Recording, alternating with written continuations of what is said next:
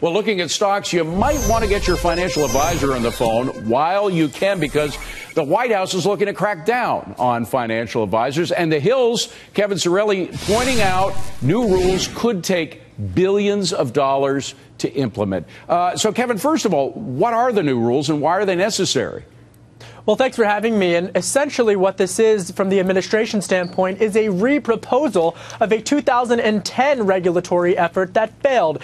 Progressives and liberals argue that these new rules would essentially require new disclosure requirements for financial advisors to disclose how exactly they are getting paid off of financial advice that they make to consumers. But the business community, moderate Democrats, as well as Republicans argue that, hey, wait a minute, this new regulatory proposal is unneeded and would essentially raise costs on financial advisors and end up hurting the same consumers that the administration is trying to help by raising costs. But let me get back to the rationale, because I can't figure out if the lawmakers say this is necessary, the rule makers say this is necessary because consumers are getting ripped off or because money managers are making too much. I don't care if a money manager's making a lot of money as long as I'm making money as well. But if I'm getting ripped off, then I do care.